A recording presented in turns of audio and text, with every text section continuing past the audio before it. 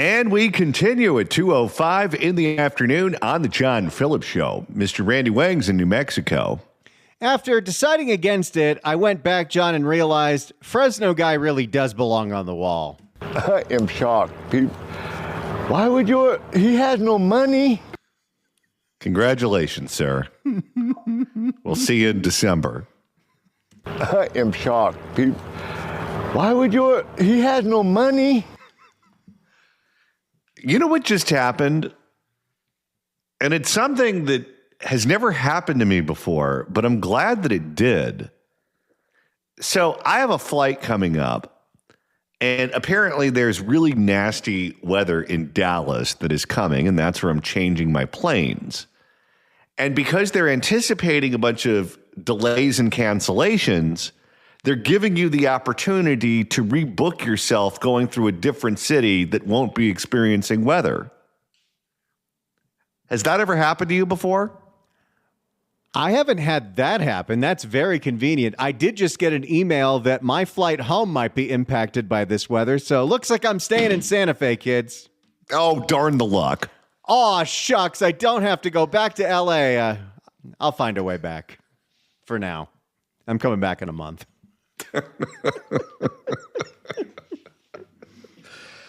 All right. So we know that Los Angeles will host the Olympic Games coming up in 2028. And if you live here or have visited here, you know that LA is in no way ready to host a big global event like the Olympics, but we're just going to go ahead and press through and do it anyway.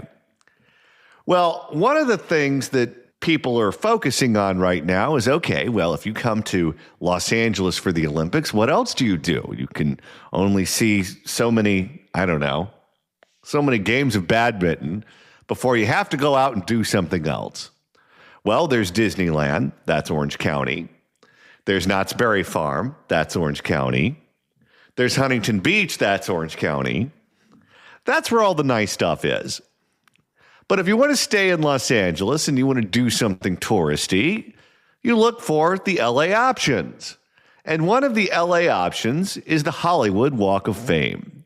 Because after all, Randy, if it's good enough for Lucy and Ethel, it's good enough for the rest of us, right? New data shows that tourists are finding the Hollywod Walk of Fame in Los Angeles to be one of the worst tourist attractions in the country.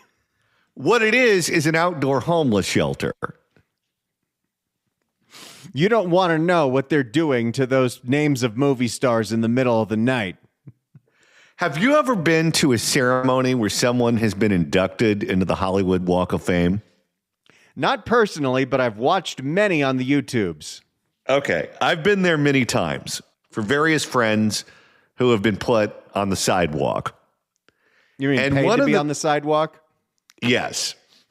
And one of the things that happens is they have to rope it all off.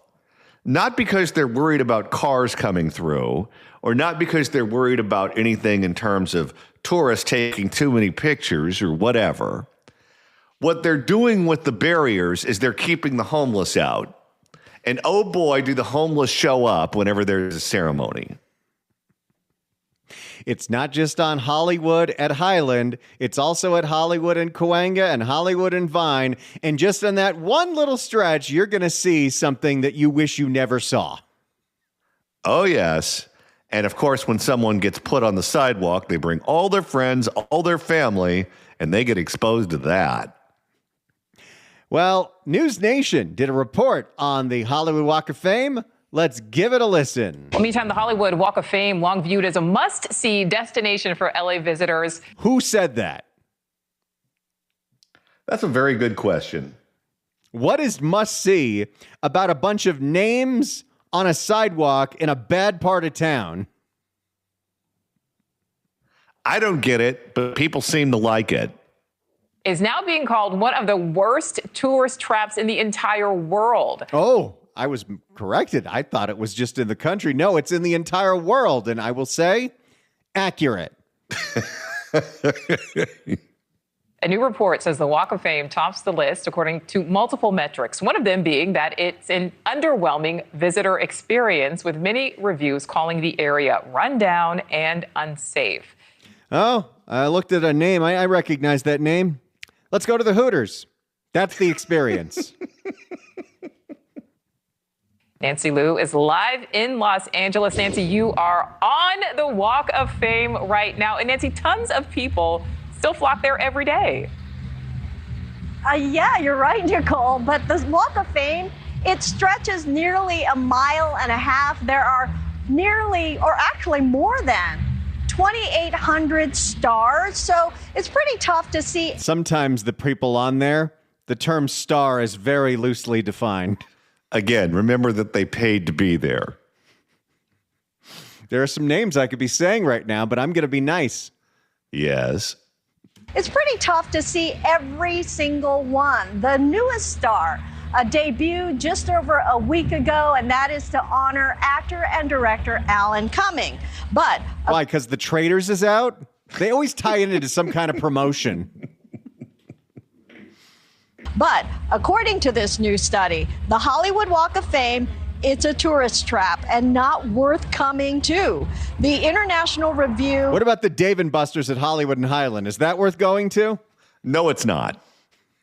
The International Review by luggage company Stasher considered factors such as Google reviews, TikTok engagement. Well, now I'm going to have to, during the break, look up the Google reviews for the Hollywood Walk of Fame. Well, be careful because there's going to be a lot of bad words used. TikTok engagement and safety. And by far, the Walk of Fame is considered the worst, with reviewers noting that the actual experience fails to deliver on expectations. Current visitors find the ranking as the worst to be a little harsh. Well, because you're in denial that you wasted money on traveling to Los Angeles for a vacation. You know what's funny is whenever I travel and I'm looking for things to do, if I want to use for shorthand, don't go there, that's a miserable tourist trap, I always say it's Hollywood Boulevard. If you're going to Brazil, hey, John, is it worth going to Christ the Redeemer? My response would be, it's a little bit Hollywood Boulevard for me. And you know exactly what I mean. Here's a review from Mitch that was posted on Yelp for the Hollywood Walk of Fame from a day ago. A homeless person rushed me from behind with a bucket full of dishes and something else and dumped it on me before I can react. Another happy tourist.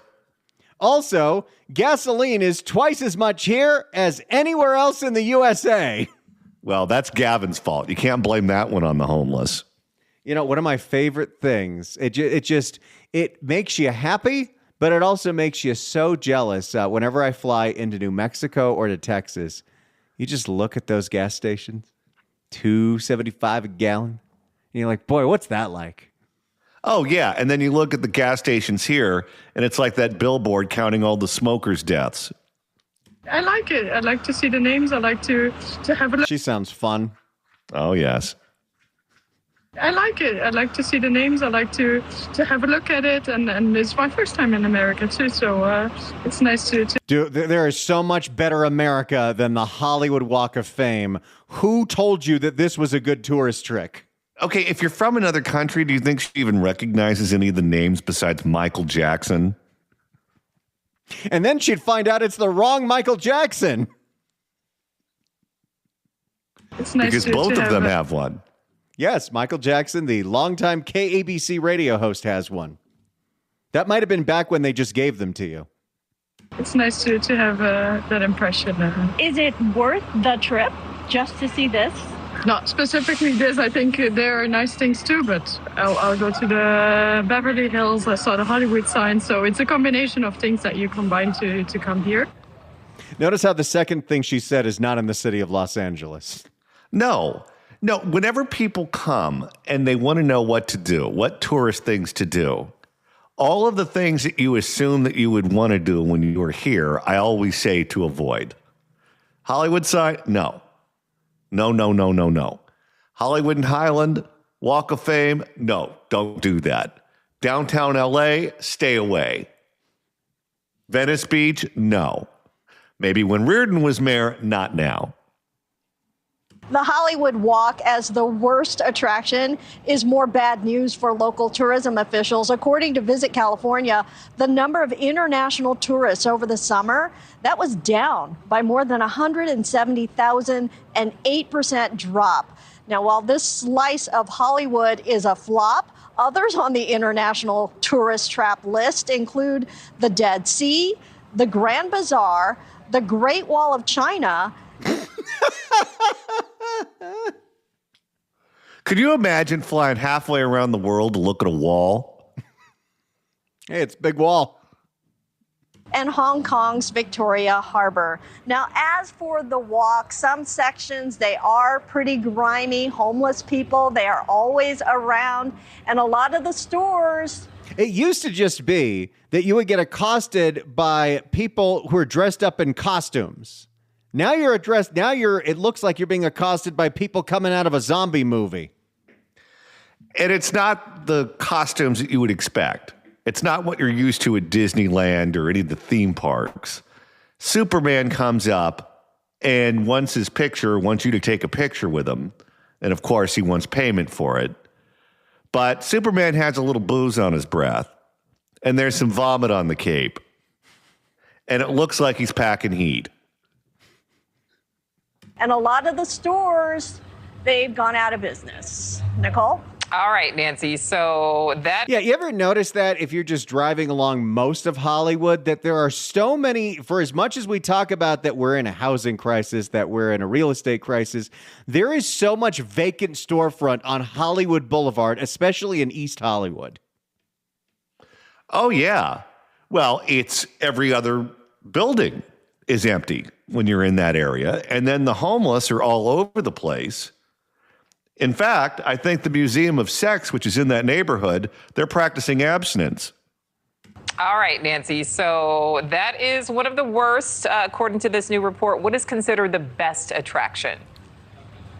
Well, we all need to book a trip to Barcelona, Spain. Okay, I like this report. It's a beautiful city. I've only done Madrid, but Barcelona is next. It's beautiful, and the world's top attraction. You know, it is funny. You go to international cities, and like downtowns are a playground. You feel safe, and there's so many people, and everyone's having a good time, and there's nothing like that in any part of Los Angeles, Hollywood, or downtown LA. No, but you don't even have to leave the country for that. You go to downtown Salt Lake, it's fine. You go to downtown Tampa, I was just there, that was fine. For whatever reason, we're the dummies that let our state go to hell. When's last call in downtown Salt Lake? 8 o'clock. With a 4.8 Google review rating is Sagrada Familia, which dates back to 1882. It's the largest unfinished Catholic church, also the world's tallest, and construction on what's considered to be an architectural masterpiece seems to be never ending. The current projection is a completion date of 2034. And I'll stick to the tabernas. Yeah, I don't know if I need to go around the world to see a very tall church. And Nicole, we know that there's also good paella and tapas in Spain. Absolutely. Got to book my trip. And expensive bowls and drinks, though, here on Hollywood Boulevard. Yes, I can confirm that as well. All right, Nancy Liu, live for us there in LA. Thank you. So there you go. If you're looking for somewhere to vacation to, if you have friends that live in other cities, other states, other countries, you should do them a favor and tell them to stay away from the Hollywood Walk of Fame. Let's go to Dave in La Mirada. Dave, hello. Hey, you guys. I want to tell you about a story about the Avenue of the Stars. Back in February of 2001, a certain presidential cat animal thought that the Avenue of the Stars was fantastic. What happened was I found out that one of President George Bush's top fundraisers, Brad Friedman, George Bush gave his cat Ernie, to Brad to keep. okay, and that's in Brentwood, which is on the west side of the 405 freeway. I found out that the cat was lost, and so I went out there and helped Brad to try to find it. He met me in the gate and let me put stuff around, because I have a thing. I know how to catch cats, so I put stuff around his yard. Turns out he wasn't there. I went around the neighborhood, did the same thing, and all these huge dogs were barking, and I figured that's why he got loose. He was scared. So it turns out a couple of days later, the news reported Ernie was over at the Avenue of the Stars. He walked all the way across the freeway from Brentwood, went east over the freeway to the Avenue of the Stars, and the security guard found him. So we need to restore the Avenue of the Stars to when Ernie loved the Avenue of the Stars. That took a long time to get there, but I'm glad we were all there together. You can find the story. You can search it. All right. Thank you for the call, sir. Hey, here's another review on Yelp from Sarah. 1 star. A thoroughly underwhelming walk with a lot of pavement stars cracked and more than a handful of homeless people sitting on the sidewalk. Most of the shops were peddling cheap junk, sex stuff, bongs, or other drug-related merchandise. Have you ever done one of the tours on one of those double-decker buses? No, I haven't. Those used to go around my neighborhood all the time. And they were super annoying because they're not only loud enough for everyone on the bus to hear what they're saying, but if you're a pedestrian or you live in the neighborhood, you can hear it too. All right, if you look to the left-hand side, that used to be a Schwab's drugstore. Back when it was a Schwab's drugstore right behind the building, that was where Marilyn Monroe, who was then known as Norma Jean Baker, had her first back alley abortion. Everyone take your pictures.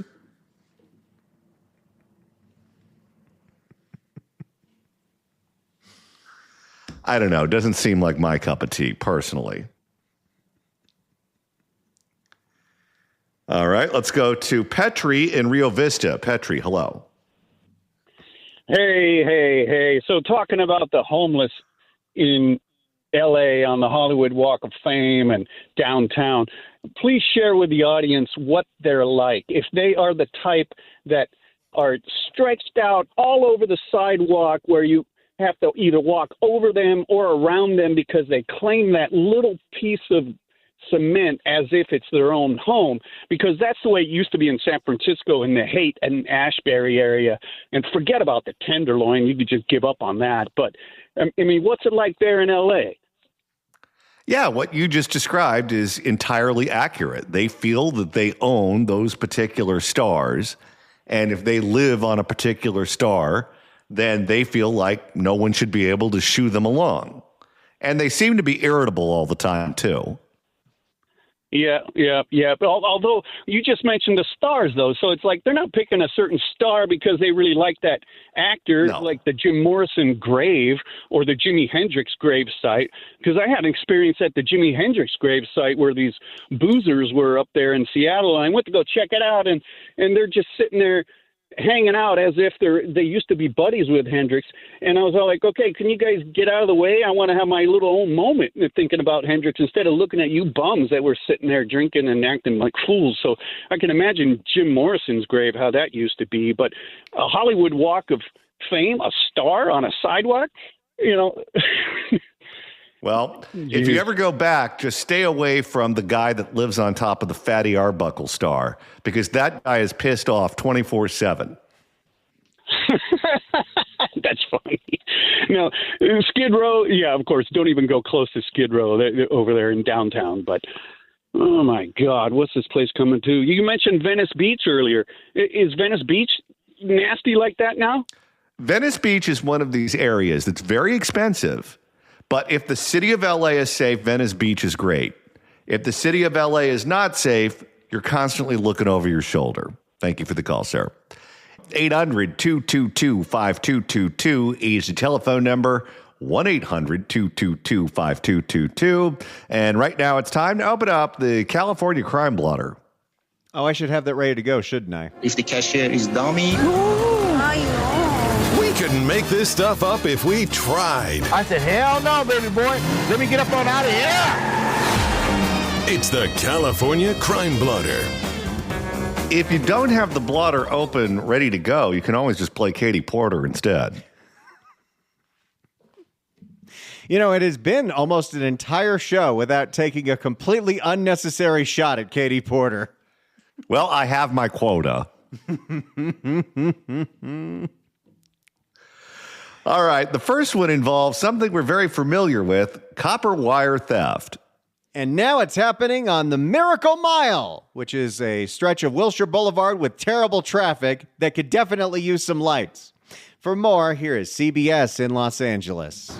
Thieves at it again, stealing copper to sell, this time along Wilshire Boulevard in Miracle Mile. CBS LA's Nicole Comstock is there live tonight with why the thefts have neighbors and commuters concerned. Nicole. Yeah, you know, the price of copper has gone up dramatically over the past year, and right along with it, copper wire thefts are also on the rise. And why, oh why are we not cracking down on the people buying the copper wire theft? We keep saying we are, but we're obviously not. Those businesses have to have licenses. How hard is this? Well, and when you're dealing with Wilshire Boulevard, you're dealing with a street that has a ton of cars on it. And you're also dealing with an area that has a lot of pedestrians. If you take the light away from that area, you're going to end up with a lot of people getting hosed off the grill of a car. And that area already is notorious for pissed off drivers because it's not close to any freeway. So people have been sitting in bumper to bumper red light traffic. And now you're adding this to it. Here in LA, the thieves are going after these utility boxes that are here right next to the street lights on the ground. You can see some of those stripped wires discarded right here in the grass. And if you were out here at night along this stretch of Wilshire Boulevard, you have to be really careful because it is hard to see pedestrians out here. It's a dark walk down Wilshire Boulevard between Highland and Crenshaw, where there are telltale signs that thieves have been busy, prying open streetlight utility boxes and stealing copper wire. Entire blocks are not even lit, and it doesn't seem... We're really inviting the world here? How is it that no one sees anything? Because that is one of the most densely populated portions of Los Angeles. And it doesn't seem like there's any hope to get them rewired anytime in the near future. Jay says he's been reporting the ongoing outages in the Miracle Mile area to the city starting last spring, and none of the lights have been repaired 9 months later. Okay, what's the attitude, though, from the city? Why repair it? It's just going to be stolen again. That was a actual quote from LA City Councilman Bob Blumenfeld in the budget process, where they were talking about spending $2 million to fix all the stolen lights on the 6th Street Bridge. And Blumenfeld said, well, if that's an Olympic project, shouldn't we do it in 2028? Because if we do it now, they're all getting stolen again before the Olympics. Shows you where their head is. He told us to check out Detroit and Cloverdale south of 8th. Indeed, it was pitch black there, too. How are we supposed to host the Olympics? And these are neighborhoods that have, and I know because I used to commute to this area for 3 years, and the traffic on Highland can be so awful. The traffic on Wilshire can be so awful that there are constantly people cutting around to those side streets. And that's where the neighbors are. That's where the kids are out playing. And if it's dark, well, hopefully the kids aren't playing when it's dark, but it can be very dangerous. No, this is a disaster for the people who live and work in this neighborhood. How are we supposed to host the Olympics when we can't even keep the lights on? That is a fair question. And Mayor Mother Goose doesn't seem to have an answer for it. By the way, Spencer Pratt, here's your campaign ad. How are we supposed to host the Olympics when we can't even keep the lights on? There you go. Put it on a bumper sticker. It's insane.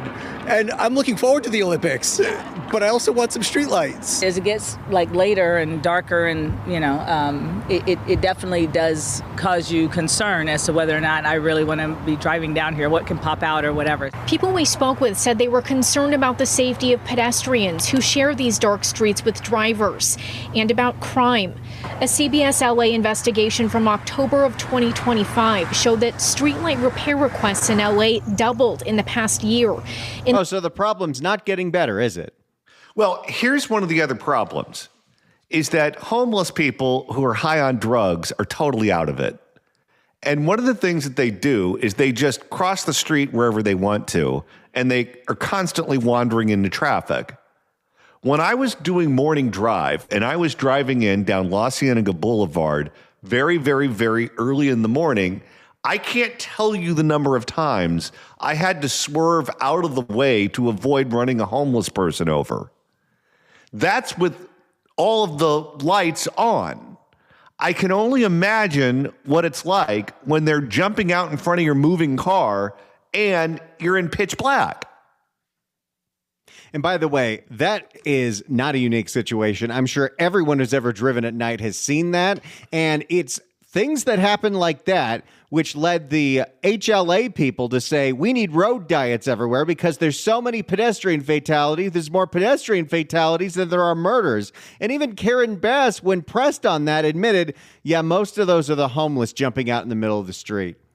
Well, and then when you factor in that a lot of bars and clubs are in that neighborhood over on Wilshire, that's essentially Koreatown or Koreatown adjacent.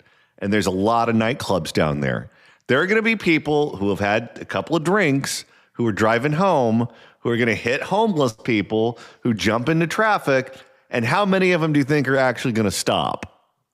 In large part because of copper wire thieves. That includes the 6th Street Bridge, estimated to cost $2.5 million to fix. The city said then that repair times for streetlights expect to take between 9 and 12 months. Seriously, nothing works properly in this city. No, and it's like they don't even have the motivation to try. They just say, we're doing our best. Move on. It causes me to be concerned about what, I guess, accountability is going on here. Who's watching this? Who's checking up on what's going on? Well, let's check a member of the city council, see if they have any interest. Let's criminalize catalytic converters. Let's criminalize copper. Oh, no. They think allowing those items to be stolen is social justice. Jay says streetlights are such a basic necessity in essential infrastructure, and there has to be a better path forward. This needs to be a priority, and the city's not making it a priority, and that hurts. And Jay there says he supports the idea of testing out solar-powered streetlights since you can't steal the sun the same way you can these copper wires. So how are those going to work at night? I love the fact that we're all willing to bend over backwards to avoid putting any criminals in jail. We don't do that in California. And in fact, some neighborhoods in LA are already testing out those solar-powered streetlights. We did reach out to the LA Bureau of... And you're telling me that there is no precious metals or any kind of material that would be valuable to a criminal in a solar-powered light? They'll just find something else, whether it's in those lights or in other public infrastructure, and they'll start stealing that. We did reach out to the LA Bureau of Street Services and this council district for a comment, but we haven't heard back from them yet on this holiday. Reporting live in Mid-Wilshire, Nicole Comstock, CBS LA. There you go. The Miracle Mile needs a miracle. Don't wait up for that phone call. It's not coming. But right now, it's time to reopen the California Crime Blotter. It's happened yet again. It's Wild Wild West out here. Dun, dun, dun, dun, dun, dun, dun, dun, dun. It's the California Crime Blotter with John and Randy.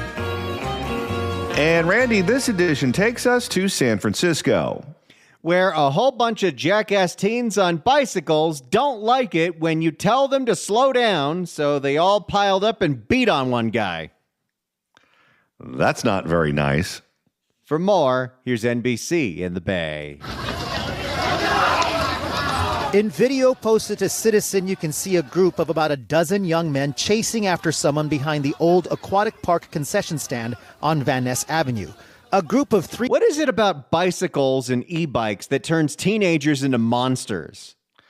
I don't know. You'd think that they'd get a lot of energy out of their system just pedaling those Schwinns around.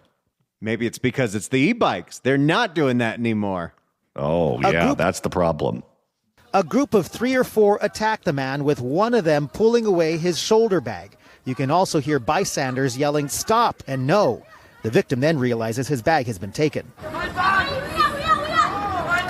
The bag is thrown into the street and the group begins getting on their bikes to ride away. As the man who was attacked tries to retrieve his bag, he appears to collapse. Police say it all happened just before 3 p.m. Saturday. Investigators say the attack all started after that man told the young bicyclists to slow down. Oh, how dare he? Yeah, well, it sounds like they didn't like that. This kind of thing is happening all the time up and down the state of California, especially in beach towns like Hermosa Beach. Well, what's wild to me is that the state of California lives to regulate us to death on just about everything. Yet you have these bikes, which are really motorized, and they're really vehicles in the way that motorcycles are or even automobiles are. And for whatever reason, it's just the Wild West with them, and they're unwilling to do anything about it. Forget regulating it. For a big portion of last year, the California Air Resources Board was actually giving out free e-bikes. They were giving you vouchers for e-bikes, $1,000 off, $2,000 off because, it's going to get you out of your car. No, it's to give to your jackass teenagers so they can act like they're in a pseudo biker gang. Today, neighbors in the area say they're rattled. Who raises these kids, basically? That's what I think. Well, apparently your neighbors are awful parents. And don't they have any feelings for humanity? Frances, who lives on Embarcadero but walks through here regularly, tells me she's stunned and that she had always felt safe when coming through the area before. There's not very much crime in this vicinity, so unfortunately, they were here. She did say bikes speeding through this area is a daily issue. Michael Blackburn lives nearby. He agrees. I run here almost every day, and, the sign says, please walk bikes, and I don't think I've ever seen anybody walk their bikes. Bicyclists are... So, by the way, you can't put this all on the bicycles. You can't even put this all on the e-bikes. Amsterdam is a town that is pretty much all bicycles all the time. You will get run over if you're not paying attention. They don't act like this. No, they don't. Bicyclists are supposed to walk their bikes on this sidewalk down to the beachfront of the Maritime National Historic Park. But that's not often what happens. They also tend to race by at high speeds on Van Ness as they head to or come back from the hill leading to Fort Mason.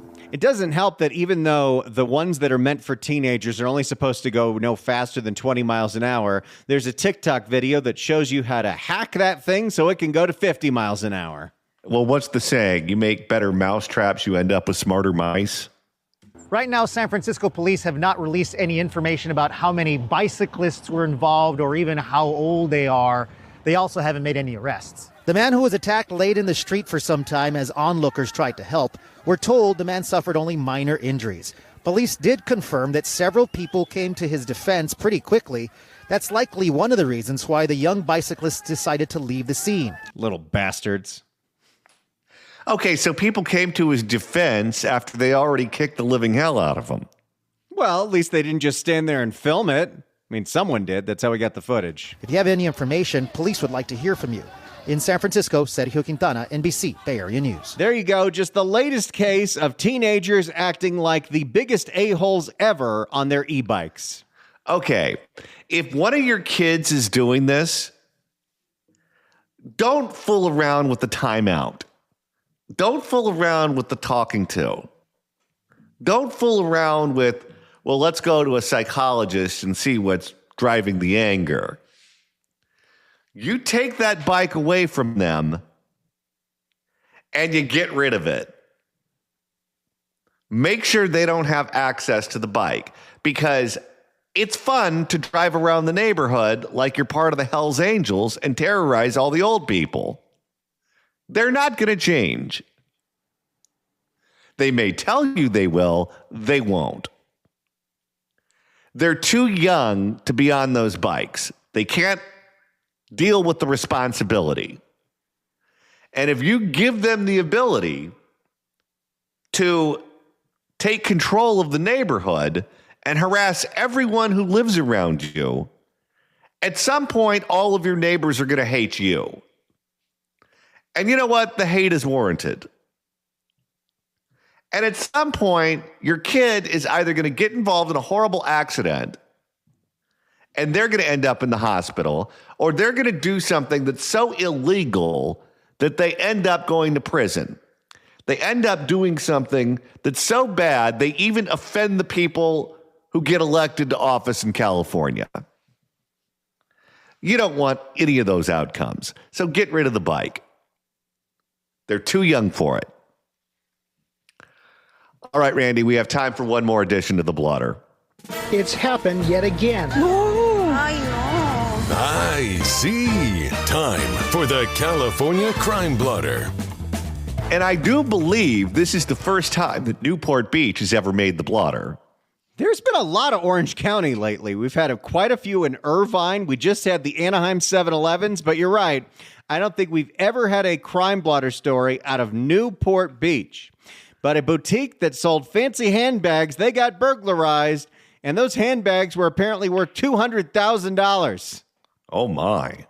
For more, here's ABC 7 Eyewitness News. New here at 11, Chanel, Hermes, and Louis Vuitton. Those are just a few of the brands stolen overnight from a luxury handbag boutique in Newport Beach. The thieves caught on surveillance video, but they still managed to escape with hundreds of thousands of dollars worth of merchandise. The owner... And now what? Sell them on eBay? Take them to the Mission? Take them to MacArthur Park? What exactly do you do with an Hermes? All of the above? The owner believes the heist was well planned out. As Eyewitness News reporter Elena Gomez tells us, this crime leaves the owners feeling devastated.